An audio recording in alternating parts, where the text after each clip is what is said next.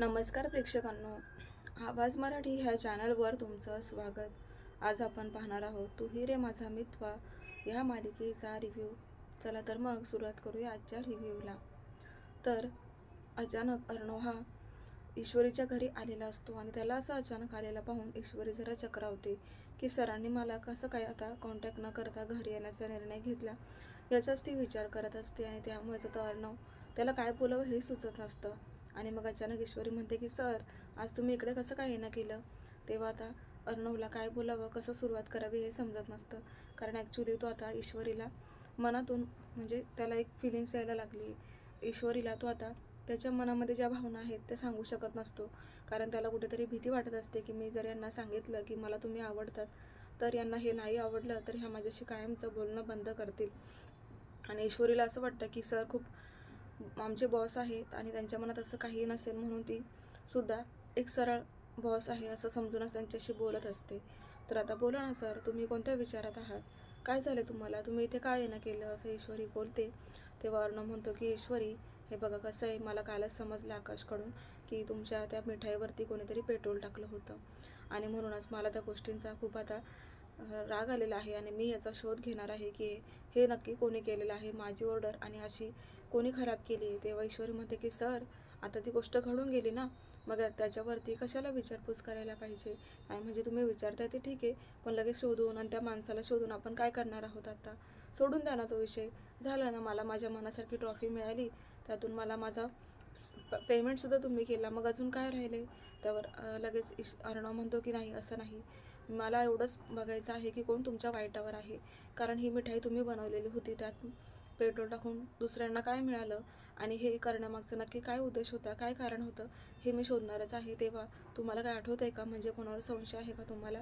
तेव्हा आता ईश्वरीला लावण्यावरती संशय असतो, पण तिला आता इथे अर्णवला ते नाव सांगायचं नसतं, कारण तिला ती गोष्ट आठवते, ती म्हणजे आजीने मला प्रॉमिस केले की अर्णव आणि लावण्याचं लग्न करण्यासाठी तू पुढाकार घ्यायचास, म्हणूनच सरांनी मला जॉबवरून पण काढलं आणि आज जर मी तिचं नाव घेऊन असा अंदाज दाखवला तर सर तिच्या मागेच लागतील आणि कायमचं तिच्यापासून ते दूर होतील आणि मला ते नको आहे, कारण मी त्या दोघांना जोडण्याचा प्रयत्न करत आली आहे आणि आज मी असं काहीतरी बोलून त्यांना जोडण्याऐवजी तोडणार नाही, म्हणून ती लावण्याचं नाव घेत नाही। तू उलट म्हणते की सर जाऊ द्या ना, झालेल्या गोष्टीवर आपण चर्चा न केलेलीच बरी, त्यापेक्षा आपण पुढे काय करणार आहोत ना याचा विचार करायला पाहिजे।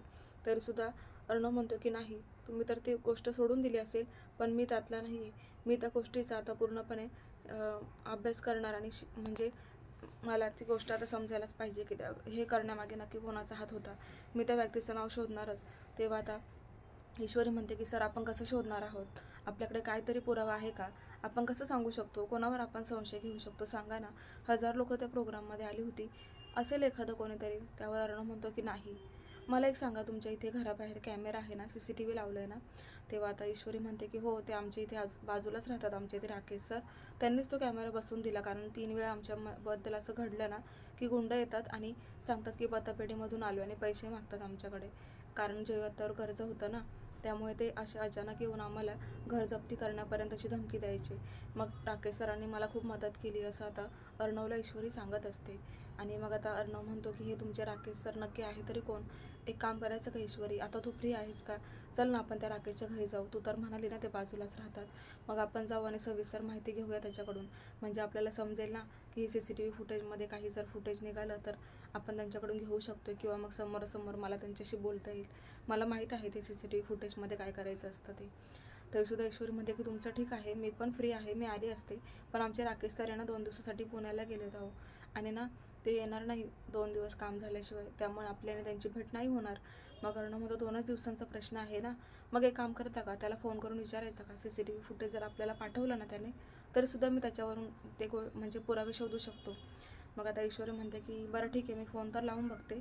आणि नेमका तर अर्णवने त्याच्या फोनमध्ये तो कॅमेरा ओपन केलेला असतो आणि तो ईश्वरीच्या घराच्या बाहेर बघून घेतो की ईश्वरी आणि अर्णव सर उभे आहेत। आता तो सुद्धा शॉक होतो की हा अर्णव ईश्वरीच्या घरी काय करतोय आणि हे दोघं असं कॅमेराकडे काय पाहताय, त्यामुळेच आता तो सुद्धा विचार करतो आणि त्याच वेळेला फोनची रिंग वाजते आणि ईश्वरीचा कॉल असतो। आता तो खूपच घाबरतो आणि म्हणतो की अर्णवला ईश्वरी काही बोलली तर नसेल ना, हे दोघं जण आता कॅमेराकडे पाहून हिने मला कॉल का केलाय म्हणून तो उचलतच नसतो, पण अर्णव म्हणतो की काय झालं, उचलला का? ईश्वरी म्हणते नाही ना सर, पुण्याला गेले ना, ते खूप बिझी असतात अहो, म्हणूनच उचलला नाही फोन. तरीसुद्धा अर्णव म्हणतो की प्लीज प्लीज ट्राय करा ना, मी आलोय ना आज, मला ह्या गोष्टीचा सोक्षमोक्ष लावायचा, तुम्ही 2-3 वेळा कॉल करा, बघू एकदा तरी उचलतील. असं म्हणून ईश्वरी आता सारखंच कॉल करते. हे पाहून आता तो राकेश म्हणतो की आता मला फोन उचलून हिला काहीतरी सांगावंच लागेल, नाहीतर ही सारखंच कॉल करत राहील. म्हणून आता राकेशने फोन उचललेला असतो आणि मग आता ईश्वरीला तो म्हणतो की काय गं ईश्वरी, काय झालं? तेव्हा आता ईश्वरी म्हणते की राकेश सर ऐका ना, अहो आमचे बॉस आहे ना कंपनीमधले, म्हणजे अर्णव, ते इथे आलेले आहेत आणि अर्णव सरांना थोडी माहिती हवी होती.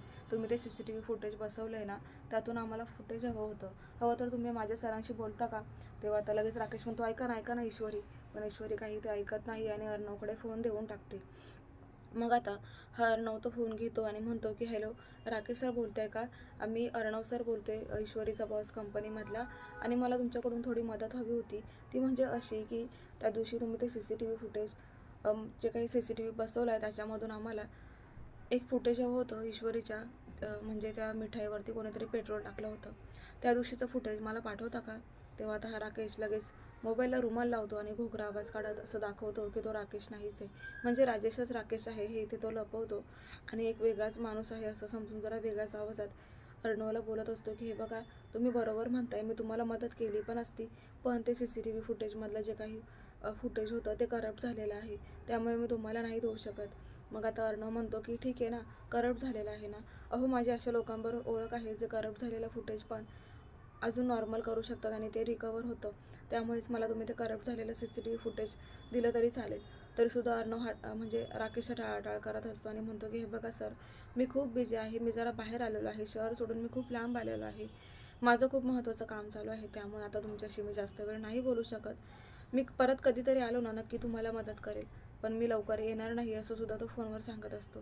मग आता अर्णवला जरा रागच आलेला असतो आणि अर्णव ईश्वरीला म्हणतो की काय तुझे ते राकेश सर म्हणतेस ना, मला नाही पटलं हं ईश्वरी त्यांचं बोलणं, म्हणजे किती इग्नोर करत होते ते मला, त्यांना पुरावा असूनही द्यायचा नाही असंच मला वाटतं ईश्वरी.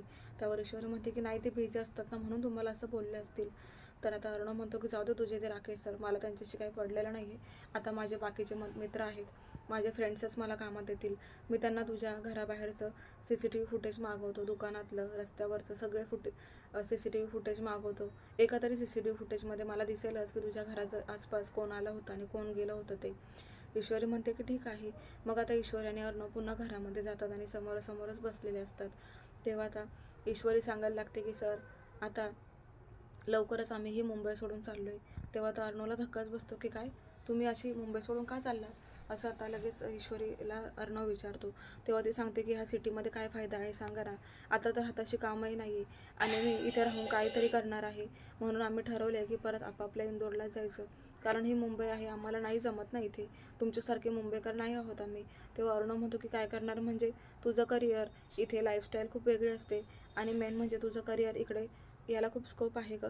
ईश्वरी अगं काहीतरी करून जायचं होतंच ना, असं अर्ध्यावरच का निघाली आहेस तू? त्यावर आता ईश्वरी म्हणते की हा माझा निर्णय नाही, माझ्या घरच्यांचा निर्णय आहे की आम्ही आता लवकरच हे मुंबई सोडून जाणार आहोत. मग आता अर्णव तिला अचानक विचारतो, जर ईश्वरी तू प्रेमात पडलीस तर? ईश्वरी आता अर्णवकडे पाहते आणि तिला काय बोलावं हे समजत नसतं. अर्णव म्हणतो की अशा काय पाहत आहात माझ्याकडे, मी तर मुंबईच्या प्रेमात पडल असं म्हटलो. ईश्वरी म्हणते अच्छा, अहो मुंबईच्या प्रेमात आम्ही कसं पडणार ना, तुम्हीच सांगा. ज्या मुंबईमध्ये आम्हाला थोडंही सेफ नाहीये, सुरक्षित वाटतच नाहीये.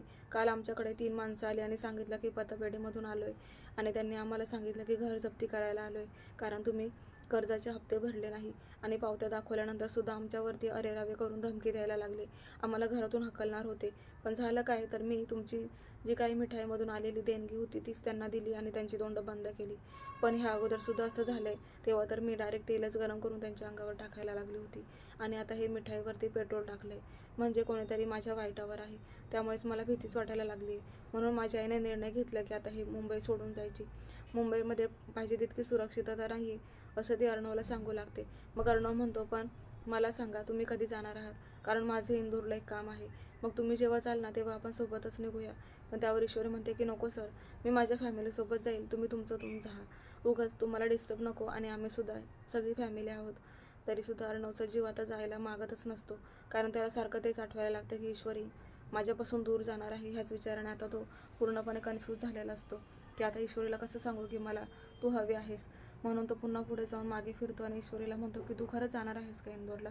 त्यावेळेस आता ईश्वरीला खूपच असं वेगळंच फील व्हायला लागतं की हे अर्णव सर माझे बॉस आहेत आणि मी त्यांची एम्प्लॉई होते, पण आज अचानक सर माझ्याशी इतकं क्लोज होऊन का बोलत आहेत, काहीतरी वेगळं घडते असं मला काय वाटते. म्हणून ईश्वरीच्या मनातसुद्धा आता अर्णवबद्दल वेगळ्याच फिलिंग जाग्या होतात. मग आता अर्णवला नाईलाजाने तिथून जावं लागतं आणि मग आता तरीसुद्धा तो विचारतो की पुढचा तुमचा कार्यक्रम काय आहे.